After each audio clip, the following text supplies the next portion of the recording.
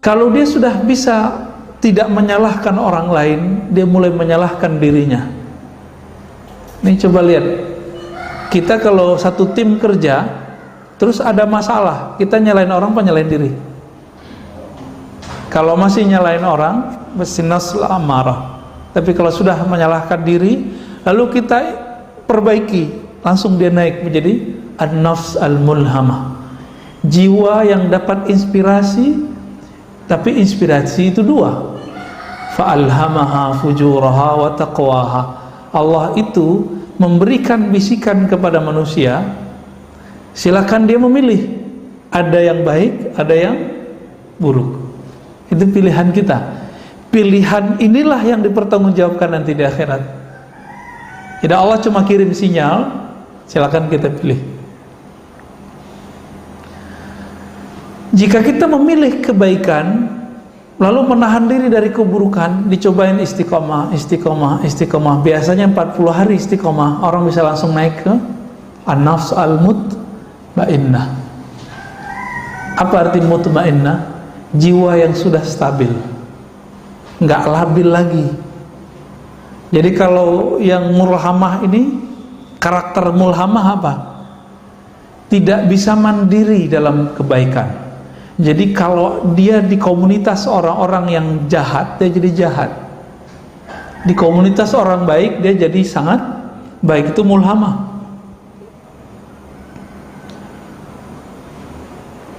Kalau sudah bisa mandiri, istiqomah, dia sendiri, dia rame, karakternya tidak berubah. Dia tetap cenderung kepada yang baik. Berarti dia sudah naik menjadi mutmainnah. Nah, silakan dicek, Pak. Diri kita, badan kita, pikiran kita udah masuk kemana nih? Ya. Kalau nggak ada orang di rumah, sholatnya selama ketika ada orang nggak? Ketika sholat sunat di rumah itu sebanyak sholat sunat di masjid nggak? Gitu. Karena apa? Ketika orang itu sudah mandiri secara rohani, maka dia tidak bergantung dengan pengawasan orang. Yang dia butuhkan adalah merasa dia awasi oleh Allah Subhanahu wa ta'ala. Apa jalan pintas dari nafs ammarah biar langsung ke mutmainnah? Jalan pintasnya cuma satu. Ini yang dikatakan dalam surat Ar-Ra'd ayat 28 yang sering kita baca. Ala bidzikrillah tatma'innul qulub. Ketahuilah, hanya dengan menyebut nama Allah, kita tambahkan sebanyak-banyaknya, maka dia bisa langsung naik ke menjadi mutmainnah. Jiwa yang tenang itu, kalau dia istiqomah di sini, maka dia akan mulai meridhoi kehendak-kehendak Allah. Meskipun nanti, ini mohon maaf, mutmainnah ini bisa jadi Allah cebloskan lagi masuk ke dalam maksiat. Dia apakah putus asa kepada Allah atau dia cepat berpulang kepada Allah? Dijebak salah, apakah dia masih menyalahkan orang atau kemudian dia menyalahkan dirinya sendiri lalu memperbaikinya? Ini nafsu mutmainnah itu masih diuji, Pak. Masih diuji. Maka level Nabi pun diuji. Nabi Yusuf itu pernah bercermin. Dia mikir, kalau saya jadi budak harganya berapa nih? Merasa cakep deh. Bener, Allah buat skenario, beliau dibuang ke sumur. Itu bukan sumur kayak sumur di Indonesia. Sumur di sana tuh kayak telaga aja. Ya, dibuang ke sana. Terus apa yang terjadi? Dipungut oleh orang, dijual, dan harganya murah. Itu ujian Nabi Yusuf, karena dia pernah kagum melihat wajahnya, maka dia diuji dengan wajahnya. Wah, kita berapa kali Pak diuji, ya. Nabi Musa alaihissalatu wassalam, ketika beliau diuji satu pertanyaan, adakah orang yang lebih alim darimu, hai Musa? Apa jawaban Nabi Musa? Enggak ada. Maka diuji dengan Nabi Khidir. Nabi Allah Khidir ini membuat satu perbuatan yang semua perbuatan itu diharamkan secara hukum oleh hukumnya Nabi Musa. Itu ujian paling berat Nabi Musa. Maka kita nanti akan diuji dengan apa yang kita suka. Nabi Ibrahim itu setelah punya anak, beliau kemudian merasa lega, oh alhamdulillah punya anak. Tiduran nih Pak, tiduran, molornya kelamaan, sehingga lewatlah waktu bermunajat kepada Allah. Disitulah kemudian Allah datang dan memberikan wahyu, anakmu sembelih. Dia nggak percaya, wah kayaknya halu nih ya. Besok begitu lagi, sampai 3 kali, baru kemudian dia mengiyakan dan dia mendatangkan anaknya, karena dia tahu dirinya Nabi. Mimpinya Nabi wahyu atau bukan? Ya, kalau bapak yang mimpi nggak wahyu ya. Bapak mimpi nyembelih anak, itu nggak boleh diamalkan itu. Itu namanya sedeng itu ya. Nabi Ibrahim itu cuma diuji, kenapa? 80 tahun menunggu anak, dikasih anak, keasikan, kelelahan, lupa munajat. Itu sekelas Nabi Ibrahim diuji. Allah cemburu, kok di kolbu Nabi Ibrahim ini sudah mulai ada gangguan nih, kira-kira begitu. Tapi seorang Nabi sebenarnya tidak akan terganggu. Allah uji saja. Diuji dengan apa? Anaknya suruh ambil, disembelih. Nah, ini agak ekstrim memang. Allah menguji Nabi Ibrahim itu agak sedikit keras. Kenapa? Karena Nabi Ibrahim akan diabadikan namanya dalam sholat kita. Allahumma salli ala Muhammad wa ala ali Muhammad kama sallaita ala Ibrahim wa ala Ibrahim. Boleh pakai Sayyidina, boleh tidak ya. Kita abadikan terus Pak namanya. Maka tidak pantas seorang Nabi Ibrahim yang selalu disolawatkan, yang disebut namanya dalam salawat Nabi Muhammad SAW, lalu beliau lupa kepada Allah dan terganggu oleh anaknya. Anaknya Nabi bukan? Ternyata anaknya Nabi. Semua anaknya Nabi Ibrahim itu Nabi. Saya pernah cerita di beberapa tempat, atau baru satu tempat ya. Nabi Ibrahim itu kan yang kita tahu istrinya cuma 2, Siti Sarah, Siti Hajar. Siti Sarah itu dari kampungnya, Siti Hajar dari Mesir. Padahal ada yang ketiga, namanya Siti Qanturah. Ini disebutkan dalam Tarikh Tabari, sejarah yang ditulis oleh Imam Tabari, pengarang tafsir. Dalam beberapa teks disebutkan Qaturah. Nah, kalau dalam bahasa Arab namanya Qanturah. Anaknya ada 6. Ada namanya Madian, maka jadi kota Madian kan di Yaman. Ada Medan, saya nggak tahu apakah itu Medannya Sumatera Utara. Cocok logi Batar, takutnya cocok logi. Namun ulama sejarah sepakat bahwa 6 anaknya ini menyebar bukan di Timur Tengah saja, tapi menyebar ke India dan Timur India. Negeri kita disebut dengan Timur India. Oleh orang Belanda dulu disebut dengan Hindia Timur, benar nggak? Semua anak-anaknya Nabi Nuh dulu, itu nama anaknya menjadi nama wilayah dan kota di Timur Tengah.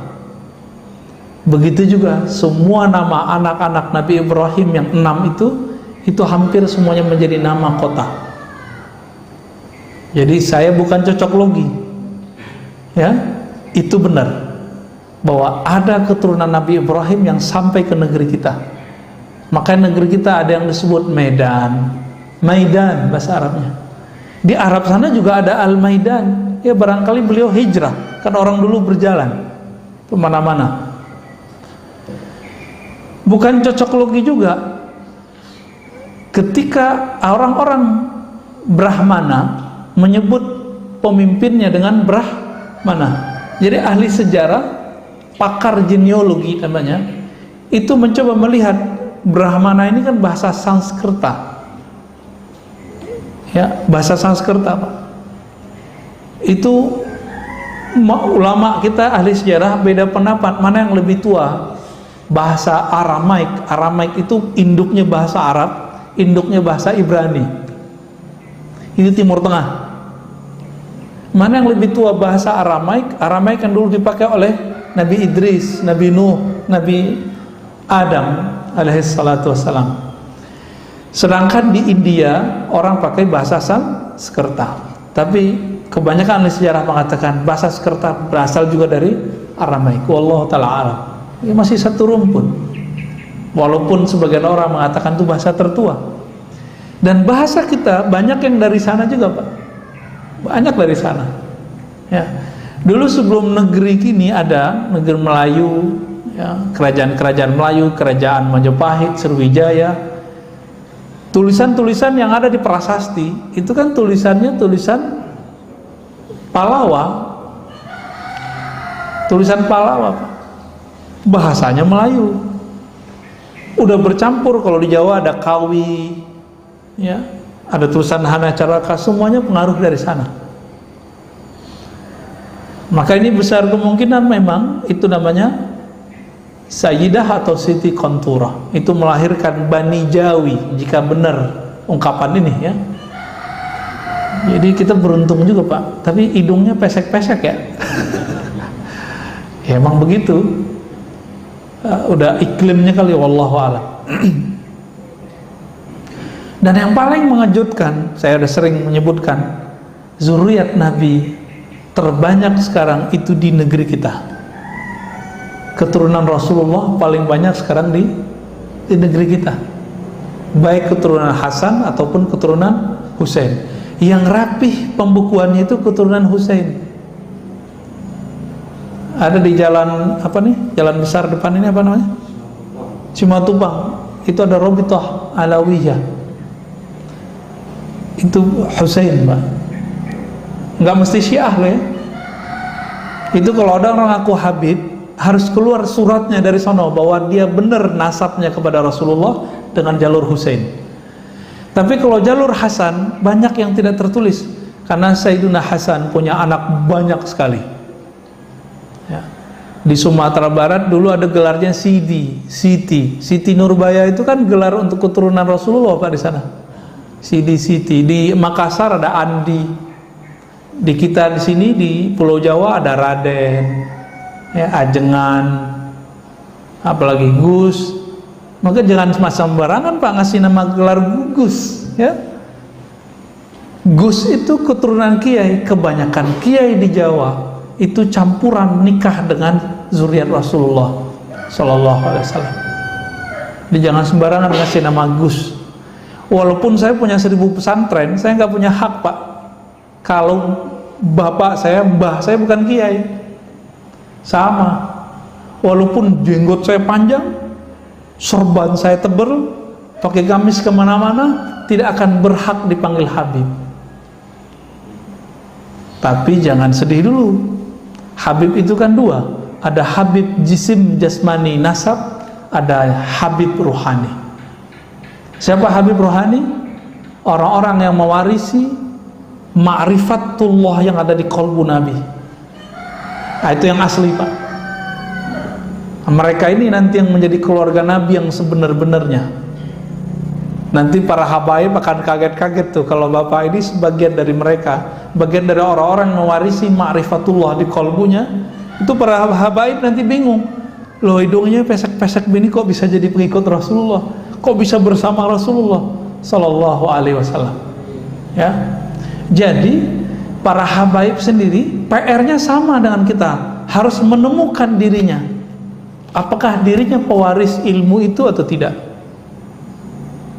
Jadi yang antum yang masih keturunan-keturunan Rasulullah, ya bersyukur, tapi PR-nya lebih banyak. Harus betul-betul seiringan tuh nasab jasadnya dengan nasab rohaninya, ya. Nah, kembali ke mukhalafatun nafs, ya.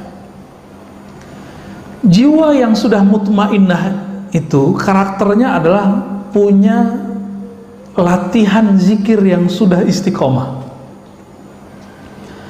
Lalu kemudian dia masuk ke bab pemikiran, dia mulai meridhoi takdir Allah karena dia sudah mulai tenang. Maka saya sering nanya, ini corona kehendak Allah bukan? Atau kehendak Wuhan? Atau kehendak konspirasi? Ya mau konspirasi kek, mau konsispasi kek, ya. Tapi ini terjadi biiznillah bukan? Biiznillah.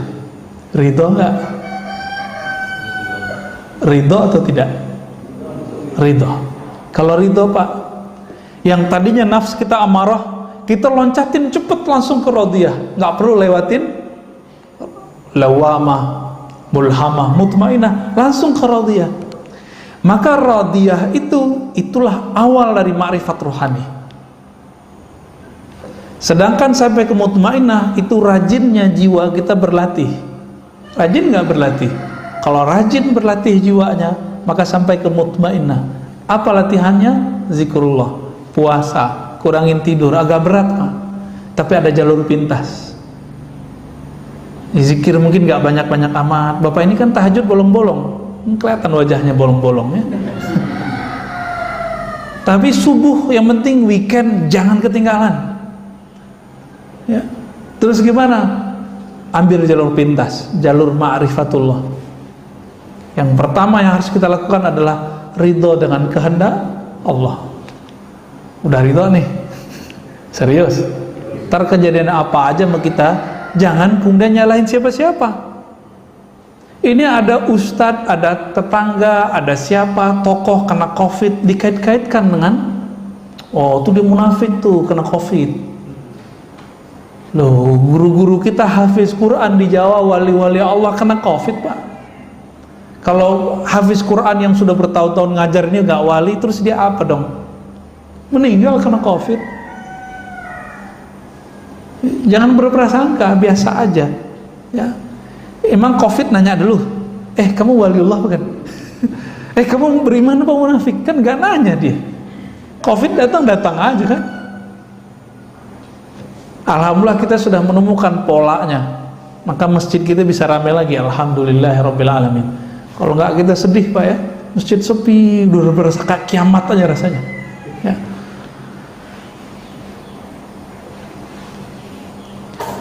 Itu kalau sudah ridho, dan ini persepsinya kalau sudah konstan, saya ridho, ridho dengan semua kehendak Allah, Allah pun nanti akan meridhoi kita. Nah ini yang dikatakan dalam hadis qudsi, ana 'inda dhanni 'abdi, aku berdasarkan persangkaan hambaku.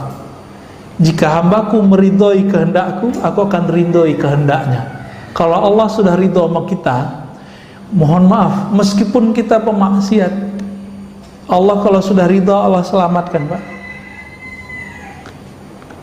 Itu kelebihannya ya. Tidak pernah menyalahkan orang, tidak, apalagi menyalahkan Allah. Ini kan kesalahan kita kan, suka menyalahkan Allah, sering ngomong Allah nggak adil. Itu ulang lagi syahadatnya Pak. Jadi siapa saja antum mengatakan ya Allah tidak adil, Allah tidak adil, ini bahaya. Ini orang seperti ini mesti diulang syahadatnya, karena dia menolak salah satu nama Allah, Al-Adlu ya. Allah kan adil, maha adil. Baik, kita coba lihat bagaimana ulama dulu mencoba melatih jiwanya. Ini nggak kuat Pak, saya nggak kuat ngikutin ini, saya cerita aja ya. Imam Sari Sakti 40 tahun menahan dirinya untuk tidak memakan atau mengkonsumsi sesuatu yang itu bersumber dari syahwatnya. 40 tahun Pak. Percaya karomah nggak? Percaya? Kalau ada orang zikirnya sudah istiqomah, tiba-tiba sejadahnya naik, percaya nggak? Percaya? Oke. Baru saya bacain Pak isinya. Kalau nggak percuma kita berceritain ya. Wa ruya rajulun jalisan fil hawa. Diperlihatkan satu waktu ada seseorang yang soleh, ketika dia berzikir sajadahnya naik. Jadi cerita sajadah naik bukan cerita 1001 malam doang. Aladin itu emang ada Pak kejadiannya, cuma bukan pakai om jin ya. Faqila lahu bimanilta hadza, wahai tuan yang soleh, dengan amalan apa engkau bisa mendapatkan derajat sehingga kalau zikir badanmu langsung naik? Apa jawaban beliau? Taraktul hawa fakharra lil hawa. Mirip ya, taraktul hawa, aku tinggalkan keinginan hawa nafsu, hawa, fasakhara lil hawa, lalu Allah kemudian menundukkan hawa, hawa itu udara, bisa melambung kayak Avatar. Avatar Eng ya. Tuh pada nonton ya. Sama aja sama bocah-bocah ya. Ya emang begitu kita Pak. Kita terhibur dengan melihat yang sebenarnya imajinasi itu ada ya. Dulu saya punya seorang guru. Guru saya ini tinggal di rumah mertuanya, nggak kelihatan kerja. Mertuanya marah, kesel sama dia, kayak jadi beban. Padahal banyak orang yang menghantarkan rezeki ke sana. Ada yang berobat, ada yang minta doa, ada yang minta ngaji. Ini guru saya nggak pernah ninggalin sholat duha, tidak pernah ninggalin tahajud. Setiap hari sholat tasbih. Ada yang setiap hari Pak sholat tasbih? Bawa tasbih aja enggak. Zikir pagi sore aja boro-boro. Ini tiap hari deh. Saya pernah ngikutin beliau waktu masih umur 12-13 tahun, sholat semalam 100 rakaat Pak, saya pernah ngikutin 100 rakaat. Untung ayatnya kuliah kulhu Pak, kalau enggak gempor juga kita ya. Di saat mertuanya bersuuzon, biasa orang kalau sudah umur agak tua kan kalau malam-malam bangun jam 2 dia bangun mau buang air kecil, rumahnya rumah panggung, mau turun karena tempat zikir itu nggak ada bisa di kamar, dia zikir di belakang ruang tamu, masuk ruang tamu belakangnya. Ketika dibuka pintu oleh si mertua, dia lihat noleh kiri kanan, kaget. Pas ngeliat ke kanan, itu sajadah udah nyundul ke atas kepalanya. Jadi kepala orang yang duduk di atas sajadah, pas dilihat siapa? Dikira hantu Pak, ternyata mantunya. Mau pingsan. Semenjak saat itu dia nggak berani lagi menyindir ya, ngata-ngatain. Di kampung saya itu kata-kata sindiran itu betul-betul dahsyat ya. Dunia kata-kata di sana tuh, orang pinter ngomong di situ ya. Sampai dosen kita di salah satu kampus di Jakarta, saya tanya, Prof, kok nggak pulang kampung? Oh nggak kuat, nggak tahan sama kritik orang kampung katanya. Udah biasa di sini dicium tangan, ya kan, orang Jawa, orang Betawi, orang Sunda kan, jangankan guru ngaji, guru kimia aja dicium tangannya, ya kan? Tiba-tiba ada ustadz bilang cium tangan sama dengan menyembah guru, nisfus sujud. Dia nggak ngerti budaya, dia coba akal-akalin budaya orang dengan pemahaman yang dangkal. Nah, ini yang kemudian jadi panutan orang hari ini. Nauzubillah min dzalik. Jadi ini kejadian Pak. Kejadian ada sejadah naik, tinggal dia jalanin aja tuh sejadah sebenarnya. Ya.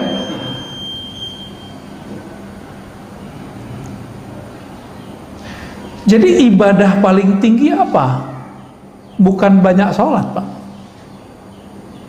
Apa ibadah paling tinggi? Zikir enggak juga. Ibadah paling tinggi melawan hawa nafsu. Itu ibadah paling tinggi.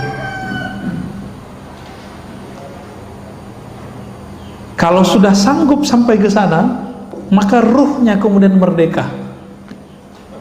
Jadi bagaimana cara memerdekakan ruh? Lawan hawa nafsu kita.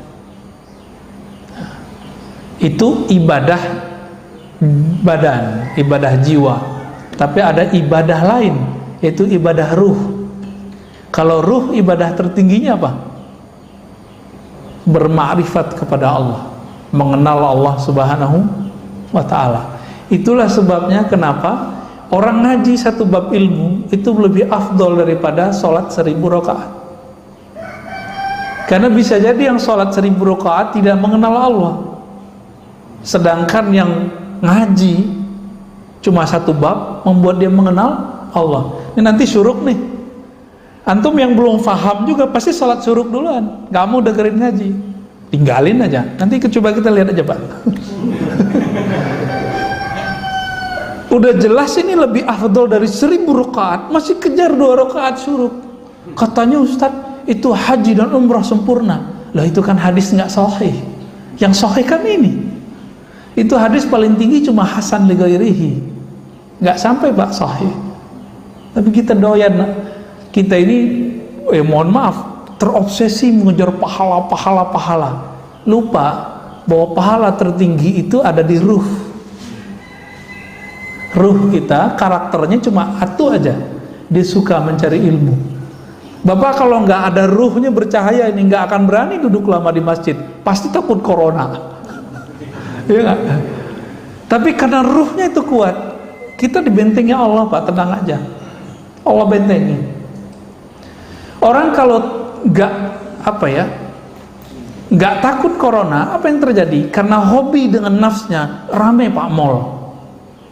Malam tadi saya kan belum sempat tidur kecuali di mobil nih tadi, karena ada yang nganter pulang. Tahu-tahu udah nyampe aja di rumah jam 3:30 ya. Jam 2:30 kita jalan dari Jakarta Timur dekat Bekasi, nyampe di rumah 3:30. Ya, itu aja tidur aja tadi tuh 1 jam ya, 1 jam kurang malah. Ketika saya tidak mengikuti gerakan ruh, saya malas loh Pak kesini. Kenapa? Mendingan tidur ya. Saat kita jalan malam-malam itu, orang masih ramai Pak di luar. Nggak ada orang takut corona hari ini. Orang takut karena tidak keluar, dia tidak bahagia. Jadi kehendak nafs aja bisa mengalahkan takut corona. Masa kehendak ruh kalah? Tapi ya buktinya begitulah ya. Cuma ya masjid kita jangan penuh-penuh amat, ntar jadi ramai juga Pak. Udah begini-gini aja udah. Ya segitu-gitu udah cukup lah, alhamdulillah.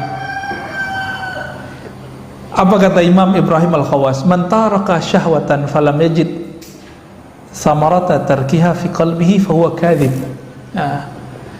Orang yang mencoba meninggalkan salah satu kehendak nafsunya tapi tidak ada efek rasa manis di dalam jiwanya, berarti dia masih belum sungguh-sungguh.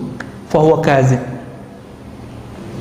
Contohnya nih, puasa, terasa lelah, terasa jadi beban, berarti puasanya belum sungguh-sungguh. Kapan puasa terasa nikmat? Kalau sudah sungguh-sungguh. Ini Allah kenapa Pak kasih kita amalan puasa? Karena kalau nggak dikasih puasa, satu teguk pertama waktu berbuka itu nggak akan pernah kita ingat. Jadi supaya kita menghargai satu teguk itu, Allah suruh kita berpuasa dari terbit fajar sampai terbenam matahari. Maka orang-orang yang sering menahan kehendak nafsnya, jiwanya itu, dia akan menikmati hidup di dunia meskipun dapatnya sedikit. Tapi orang yang mengikuti, menuruti semua keinginannya, mau dikasih berapa aja nggak akan puas ya.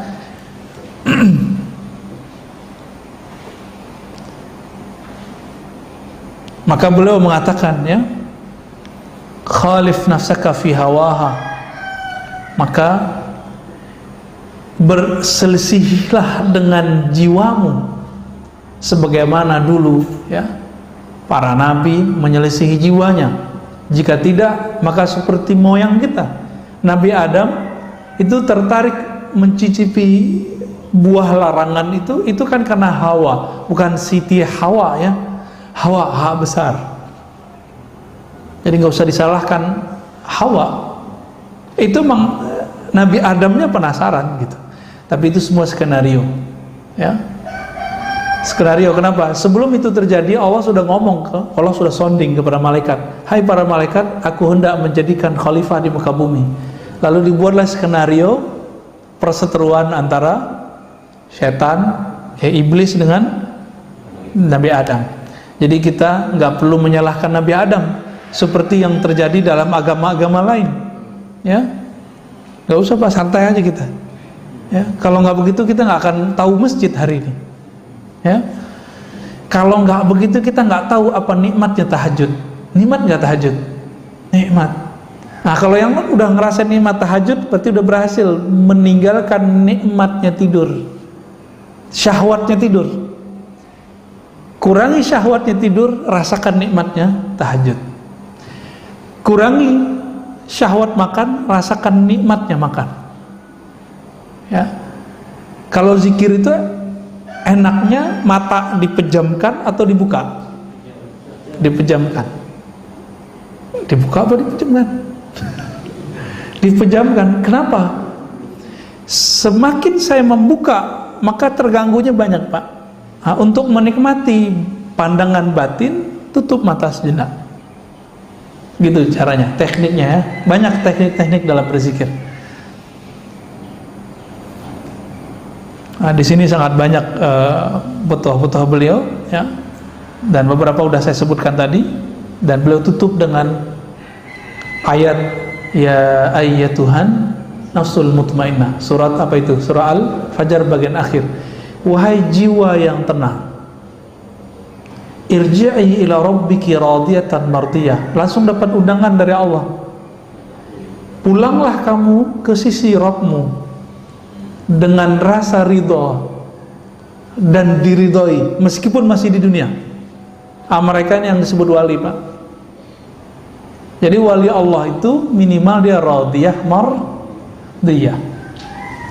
Fadkhuli fi ibadi, lalu masuklah kamu ke dalam daftar hamba-hambaku. Maka wali-wali itu dia didaftarkan namanya di langit. Ya. Itulah sebabnya wali-wali itu nggak pernah kesepian walaupun terlihat sendiri. Ya. Wadkhuli jannati, masuklah ke dalam surgaku. Ya. Cuma kan Nabi mengatakan Allah Ta'ala menciptakan neraka surga. Lalu Jibril disuruh melihat surga, lihat neraka. Lalu Allah bertanya basa-basi, Jibril, menurutmu surga gimana? Apa kata Jibril? Hadis ini sahih, ada di riwayat Imam Nasai. Ya Rob, seandainya orang tahu apa isi surga, maka tidak ada yang akan lari darinya, pasti mengejar surga. Ditanya lagi, kalau neraka gimana? Maka pergi dia ngeliat neraka, balik. Ya Rob, seandainya orang tahu isi neraka, maka tidak akan ada yang berani mendekatinya. Lalu Allah ciptakan pada surga dikelilingi dengan hal-hal yang tidak disukai oleh jiwa kita, nafs kita, disebut makarih. Wa huffatil jannatu bil makarih. Maka surga Allah balut dengan hal-hal yang tidak disukai oleh hawa nafsu. Wa huffatin naru bisyahawat. Lalu Allah balut, Allah hiasi neraka itu dengan syahwat-syahwat, keinginan-keinginan rendahan. Lalu Allah tanya lagi Jibril, apa kata Jibril? Ya Rob, kalau begini balutan surga, mungkin gak ada yang sanggup memasukinya. Ngelihat langsung pergi. Dilihat lagi neraka, apa kata Jibril? Ya Rob, kalau begini gak akan ada yang selamat. Tuh bahaya gak, Pak? Jadi kalau bukanlah karena rahmat Allah pada diri kita, kita gak selamat. Jadi walaupun kita sekarang taat atau apapun, jangan pernah merasa diri kita yang taat. Semuanya rahmat dari Allah. Bisa keluar dari maksiat itu karena rahmat bukan? Atau karena kita hebat? Saya yakin bukan karena kita hebat, Pak. Sehebat-hebat orang, sehebat-hebat Barsisa. Barsisa itu tadi sama. Itu zikir ngawang deh. Karena saking terkenalnya si Barsisa ini, maka datanglah banyak jamaah. Udah gak muat, kata Barsisa, ente duduk di atas. Dulu belum ada lantai 2. Di atas itu maksudnya apa? Berlapis-lapis, Pak. 1, 2, 3 sampai kemudian ke bagian yang tinggi. Apakah dia waliullah? Belum tentu. Kenapa? Karena dia merasa begitu, merasa taat dengan riyadhahnya, latihan-latihan dirinya, maka dia tidak jadi kekasih Allah. Kalau dia kekasih Allah, pasti Allah selamatkan ketika maksiat. Terjebak maksiat nggak Barsisa? Terjebak. Kita ini kan tidak ada yang terjamin nanti nggak maksiat, bener kan? Maka mintalah rahmat Allah. Maka Nabi berdoa, nih silakan diamalkan doa ini, Pak. Allahumma rahamni bitarkil ma'asi. Ya Allah, rahmati aku, sayangi aku dengan meninggalkan maksiat. Setiap hari sekali aja baca doa ini. Allahumma irhamni bitarkil ma'asi. Kalau bukan karena rahmat Allah, kita nggak sanggup meninggalkan maksiat. Berarti bisa taat karena rahmat Allah juga. Inilah hakikat kalam Nabi. Tidaklah masuk surga seorang kamu kecuali dengan rahmat Allah. Ya. Alhamdulillah Rabbil Alamin. Kira-kira itu Bapak Surmakan Allah kajian kita. Ada yang mau didiskusikan?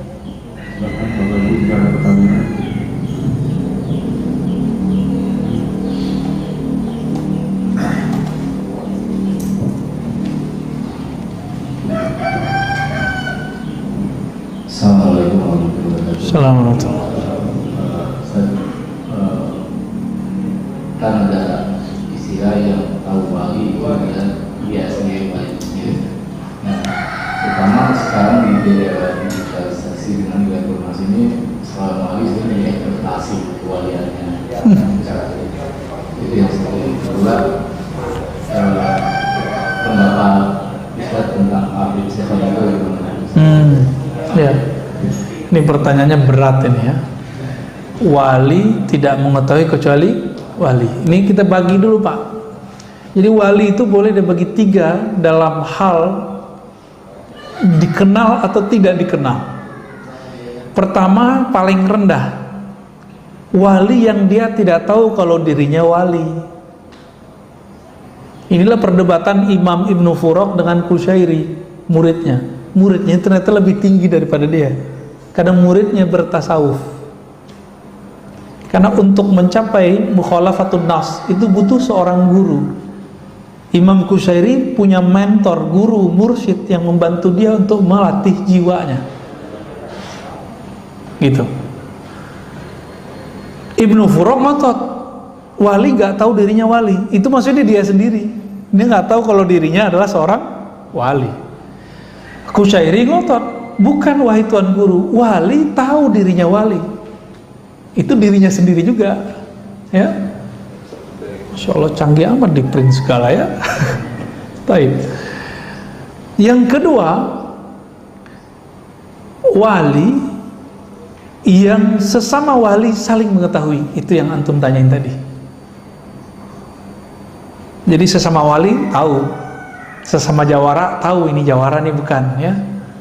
Sesama ahli keilmuan mengerti orang yang diajak ngomong ini ahli ilmu, gitu. Maka wali juga sama. Wali ini kan ukurannya bukan pada penampilan, tapi pada ma'rifatullah. Dia kenal Allah seberapa.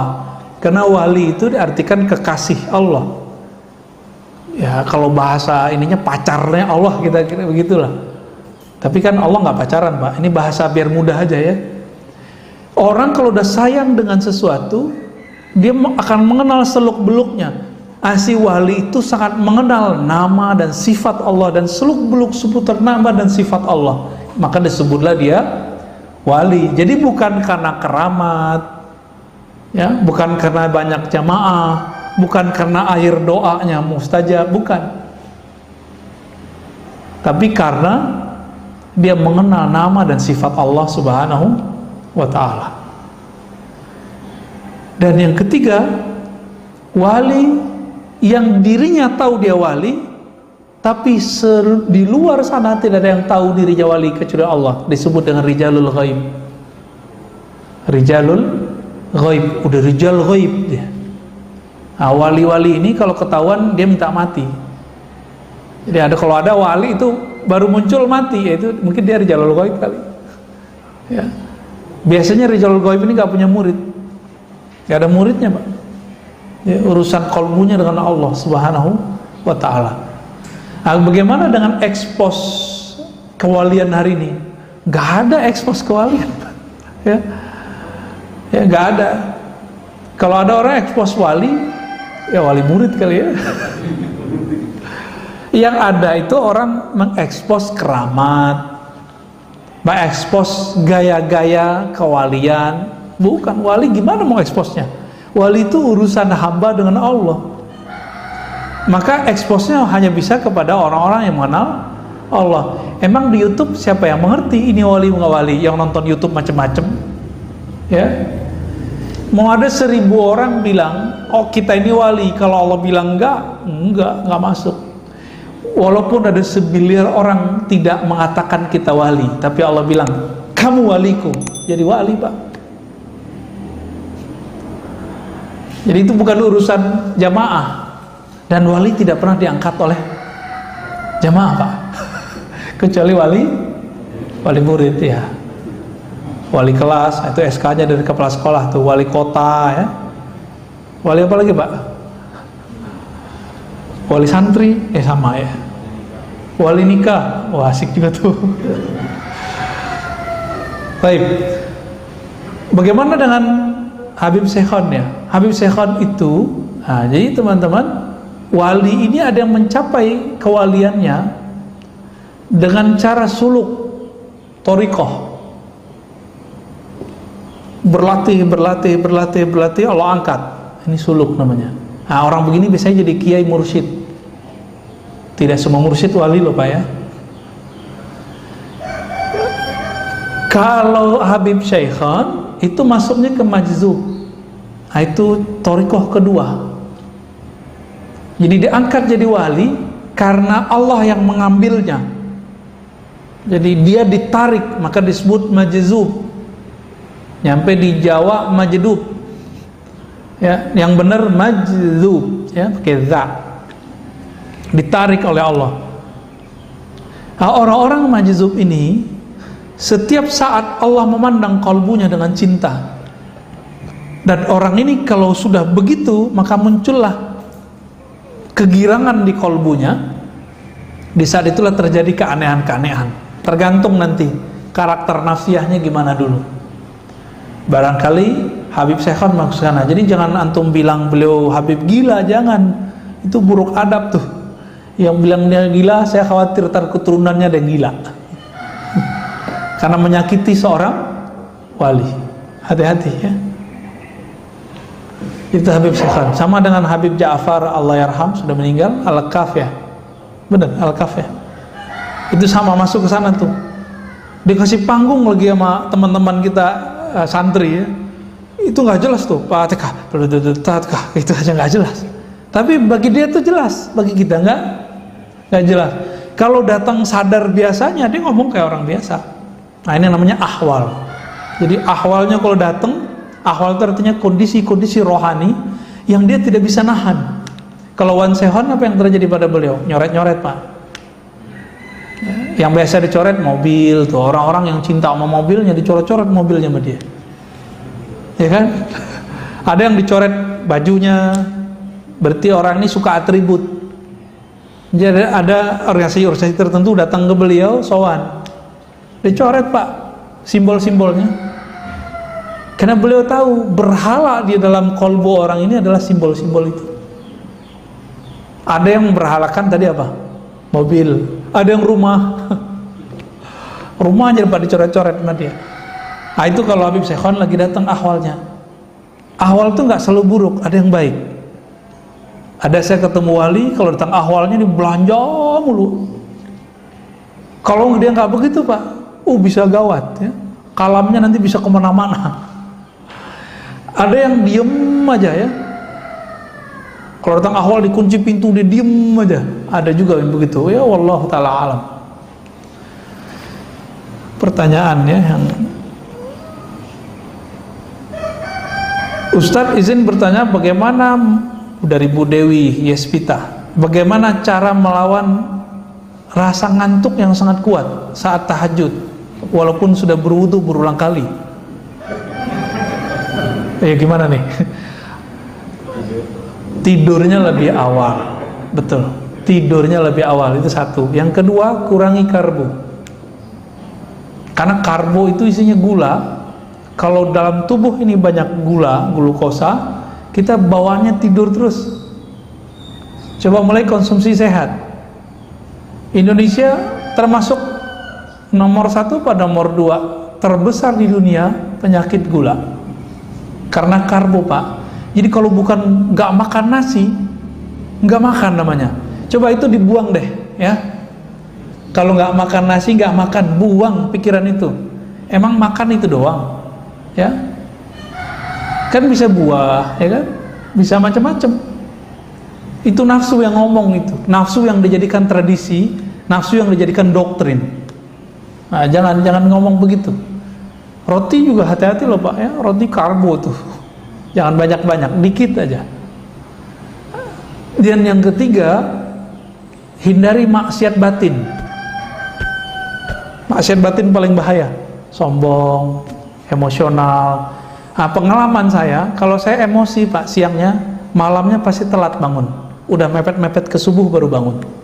Itu berarti siangnya saya marahin anak saya, atau marahin istri saya Pak, atau kesel sama tetangga mana gitu ya, atau kita jalan dibela orang, kita balas ngebel orang, itu ngefek semua. Bukan masalah ngebelnya, tapi di sininya nggak beres. Karena di sini nggak beres, ruh kita kelelahan.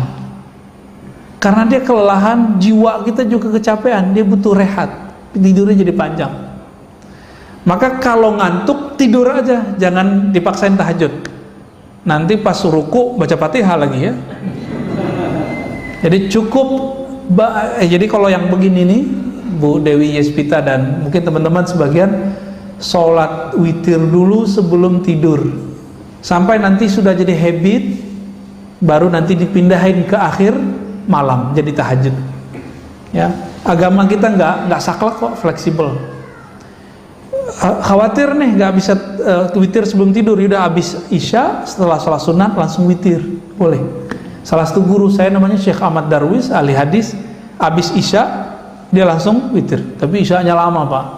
Dia isya itu baca Quran 2 juz, 3 juz, kadang 5 juz. Langsung pada keok semua ya. Jadi saya nungguin gitu, udah 3 juz, nggak selesai beliau. Ya, kalau kita juz alpukat udah 1 juz tuh. Juz apa lagi? Juz mangga gitu ya. Apakah boleh sholat memejamkan mata karena rasanya bisa lebih khusyuk? Memejamkan mata tidak diatur dalam hadis Nabi, tidak juga dalam Al-Quran, tapi masuk ke ranah fikih. Nah, ulama ahli fikih, karena mungkin ada kasus dulu di kalangan para santri, kalau dia pejamkan mata lagi sujud nggak balik-balik Pak. Itu kan kejadian di pesantren. Saya kan 15 tahun Pak tinggal di pesantren, belajar dan mengajar. Itu santri kalau dia merem sujud nggak balik-balik, sujud aja, kita udah assalamualaikum dia masih sujud. Hakon Pak ya, kalau nggak percaya kita lihat anak bapak jangan-jangan yang pesantren begitu juga, atau jangan-jangan bapak-bapak ini pernah begitu ya, pernah ngantuk pas Ramadan tuh subuh-subuh nggak balik-balik pas sujud ya. Itu terjadi ya.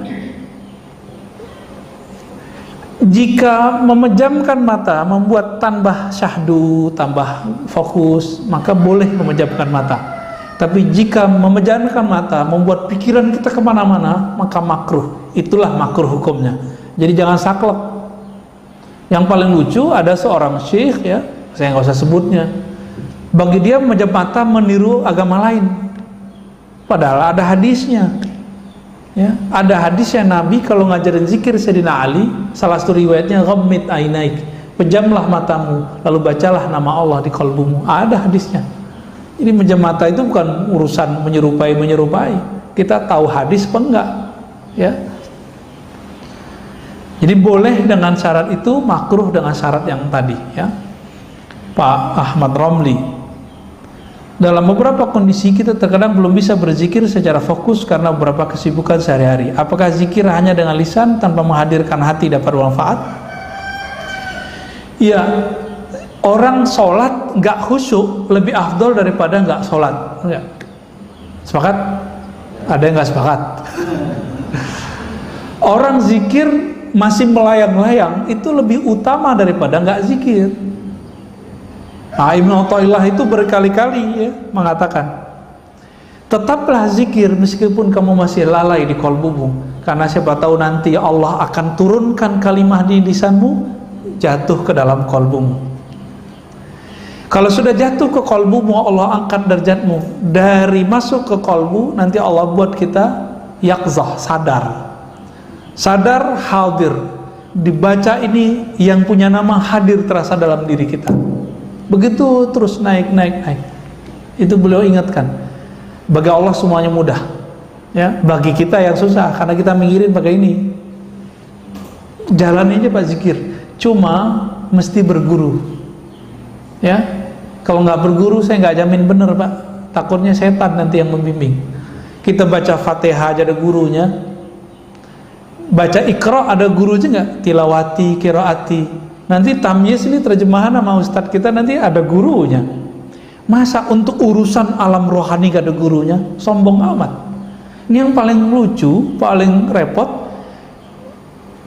Udah kiai, udah profesor di kampus, kiai di pesantren, nggak mau punya mursyid. Bagi dia cukup saya baca kitab. Sombong ente, ya. Imam Ghazali selevel Imam Ghazali itu masih butuh mursyid Pak. Siapa nama mursyidnya? Abu Ali Al-Farmadi, untuk mengajarkan beliau cara berzikir kepada Allah. Padahal teknik zikir dia udah tahu semua. Cuma teknik ini dia nggak tahu porsinya gimana, bagaimana cara penerapannya. Ketika ketemu Imam Abu Ali Al-Farmadi baru dia tahu caranya. 10 tahun dia berlatih dengan Imam Abu Ali Al-Farmadi. Selevel Ghazali loh. Siapa hari ini profesor yang sehebat Ghazali? Ya. Kata orang kan saya doktor nih, karena didaulat di kampus jadi doktor, diresmikan. Tapi sampai sekarang secuil kuku Ghazali pun saya belum Pak. Potong nih rambut Ghazali belum sampai saya pada ke makom itu. Saking mulianya ilmu Imam Ghazali itu, ya.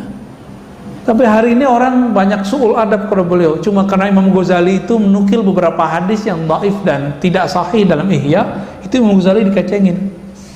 Ya, berani Pak, anak-anak muda baru tamat S1, baru gelar LC, SAG, sarjana alam gaib, ya. LC langsung ceramah, MA, doktor mending. Itu berani hari ini ngata-ngatain seorang Imam Ghazali. Dia nggak ngaca dia cuma ngikutin kata seorang fulan yang meneliti kitab Ghazali, dia kemudian ikut mengata-ngatai Imam Ghazali. Dia sendiri nggak meneliti kok. Saya 2006 masih S1 itu meneliti kitab Imam Ghazali itu.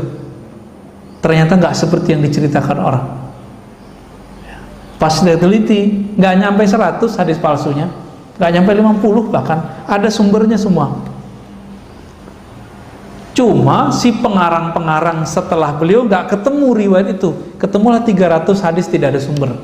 Pengarang Imam Iraqi, Imam Subki, tapi belakangan kan enggak, ya. Jadi tetap zikir lisan meskipun tidak hadir hatinya. Coba cari guru nanti bimbing antum insyaallah. Terakhir, apakah masuk surga, masuk neraka itu takdir mubram? Mubram itu takdir yang tidak bisa dirubah. Enggak. Masuk surga, masuk neraka itu takdir mu'allaq, masih digantung oleh Allah, kehendak Allah. Tapi ingat, Allah punya hak yang unlimited, namanya jaiz. Kita kalau belajar sifat Allah, ada yang wajib, ada yang mustahil, ada satu lagi Pak, jaiz. Jaiz ini meliputi semua nama-nama dan sifat Allah. Jadi Allah tidak ada yang boleh mensetirnya. Allah itu bebas. Nah, maka dikatakan dalam hadis yang Ibnu Mas'ud, ada orang beramal seperti amal ahli surga, tapi telah ditetapkan di sisi Allah dia beramal dengan ahli neraka, mati masuk neraka. Ibnu Daqiq al-Id menemukan apa sebabnya? Urusan kolbu. Jadi dia taat baru di zahirnya, belum taat sampai ke dalam kolbunya. Nah, kita meminta kepada Allah, semoga kita yang hadir pagi ini, yang mengikuti kajian ini, baik dekat ataupun jauh, termasuk orang-orang yang mampu mengendalikan hawa nafsu kita dan mendapatkan rahmat dari Allah. Pendosakah kita, taatkah kita? Semoga rahmat itu selalu bersamai.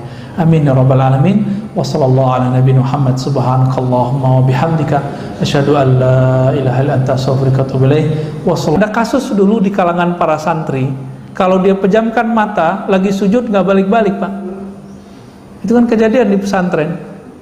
Saya kan 15 tahun Pak tinggal di pesantren, belajar dan mengajar. Itu santri kalau dia merem sujud nggak balik-balik, sujud aja, kita udah assalamualaikum dia masih sujud. Hakon Pak ya, kalau nggak percaya kita lihat anak bapak jangan-jangan yang pesantren begitu juga, atau jangan-jangan bapak-bapak ini pernah begitu ya, pernah ngantuk pas Ramadan tuh subuh-subuh nggak balik-balik pas sujud ya. Itu terjadi ya. Jika memejamkan mata membuat tambah syahdu, tambah fokus, maka boleh memejamkan mata. Tapi jika memejamkan mata membuat pikiran kita kemana-mana, maka makruh. Itulah makruh hukumnya. Jadi jangan saklek. Yang paling lucu ada seorang syekh ya, saya nggak usah sebutnya. Bagi dia memejam mata meniru agama lain. Padahal ada hadisnya. Ya, ada hadisnya Nabi kalau ngajarin zikir Sayyidina Ali, salah satu riwayatnya ghammid ainaik, pejamlah matamu lalu bacalah nama Allah di qalbumu. Ada hadisnya. Jadi memejam mata itu bukan urusan menyerupai. Kita tahu hadis apa enggak ya. Jadi boleh dengan syarat itu, makruh dengan syarat yang tadi ya. Pak Ahmad Romli, dalam beberapa kondisi kita terkadang belum bisa berzikir secara fokus karena beberapa kesibukan sehari-hari. Apakah zikir hanya dengan lisan tanpa menghadirkan hati dapat bermanfaat? Ya, orang sholat nggak khusyuk lebih afdol daripada nggak sholat. Enggak. Sepakat? Ada yang nggak sepakat? Orang zikir masih melayang-layang itu lebih utama daripada nggak zikir. Nah, Ibnu Athaillah itu berkali-kali ya, mengatakan, tetaplah zikir meskipun kamu masih lalai di qalbumu, karena siapa tahu nanti Allah akan turunkan kalimah di lisanmu jatuh ke dalam qalbumu. Kalau sudah jatuh ke qalbumu, Allah angkat derajatmu. Dari masuk ke qalbu, nanti Allah buat kita yaqzah, sadar hadir. Dibaca ini yang punya nama hadir terasa dalam diri kita. Begitu terus naik. Itu beliau ingatkan. Bagi Allah semuanya mudah ya, bagi kita yang susah karena kita mikirin pakai ini. Jalan aja Pak zikir, cuma mesti berguru ya. Kalau nggak berguru saya nggak jamin bener Pak, takutnya setan nanti yang membimbing. Kita baca Fatihah aja ada gurunya, baca Iqra ada gurunya nggak, tilawati, qiraati. Nanti tamyiz ini terjemahan sama ustadz kita nanti ada gurunya. Masa untuk urusan alam rohani gak ada gurunya? Sombong amat. Ini yang paling lucu, paling repot. Udah kiai, udah profesor di kampus, kiai di pesantren, nggak mau punya mursyid. Bagi dia cukup saya baca kitab. Sombong ente ya. Imam Ghazali selevel Imam Ghazali itu masih butuh mursyid Pak. Siapa nama mursyidnya? Abu Ali Al-Farmadi, untuk mengajarkan beliau cara berzikir kepada Allah. Padahal teknik zikir dia udah tahu semua. Cuma teknik ini dia nggak tahu porsinya gimana, bagaimana cara penerapannya. Ketika ketemu Imam Abu Ali Al-Farmadi baru dia tahu caranya. 10 tahun dia berlatih dengan Imam Abu Ali Al-Farmadi. Selevel Ghazali loh. Siapa hari ini profesor yang sehebat Ghazali? Ya. Kata orang kan saya doktor nih, karena didaulat di kampus jadi doktor, diresmikan. Tapi sampai sekarang secuil kuku Ghazali pun saya belum Pak. Potong nih rambut Ghazali belum sampai saya pada ke makom itu. Saking mulianya ilmu Imam Ghazali itu ya. Tapi hari ini orang banyak su'ul adab kepada beliau cuma karena Imam Ghazali itu menukil beberapa hadis yang dhaif dan tidak sahih dalam Ihya, itu Imam Ghazali dikecengin. Ya, berani Pak, anak-anak muda baru tamat S1, baru gelar LC, SAG, sarjana alam gaib ya. LC langsung ceramah, MA, doktor mending. Itu berani hari ini ngata-ngatain seorang Imam Ghazali. Dia nggak ngaca dia cuma ngikutin kata seorang fulan yang meneliti kitab Ghazali, dia kemudian ikut mengata-ngatai Imam Ghazali. Dia sendiri nggak meneliti kok. Saya 2006 masih S1 itu meneliti kitab Imam Ghazali itu. Ternyata nggak seperti yang diceritakan orang. Pas saya teliti, nggak nyampe 100 hadis palsunya, nggak nyampe 50 bahkan, ada sumbernya semua. Cuma si pengarang-pengarang setelah beliau nggak ketemu riwayat itu, ketemulah 300 hadis tidak ada sumber. Pengarang Imam Iraqi, Imam Subki, tapi belakangan kan enggak. Ya. Jadi tetap zikir lisan meskipun tidak hadir hatinya. Coba cari guru, nanti bimbing antum insyaallah. Terakhir, apakah masuk surga, masuk neraka itu takdir mubram? Mubram itu takdir yang tidak bisa dirubah. Enggak. Masuk surga, masuk neraka itu takdir muallaq, masih digantung oleh Allah, kehendak Allah. Tapi ingat, Allah punya hak yang unlimited, namanya jaiz. Kita kalau belajar sifat Allah, ada yang wajib, ada yang mustahil, ada satu lagi Pak, jaiz. Jaiz ini meliputi semua nama-nama dan sifat Allah. Jadi Allah tidak ada yang boleh mensetirnya. Allah itu bebas. Nah, maka dikatakan dalam hadis yang Ibnu Mas'ud, ada orang beramal seperti amal ahli surga, tapi telah ditetapkan di sisi Allah dia beramal dengan ahli neraka, mati masuk neraka. Ibnu Daqiq al-Id menemukan apa sebabnya, urusan kolbu. Jadi dia taat baru di zahirnya, belum taat sampai ke dalam kolbunya.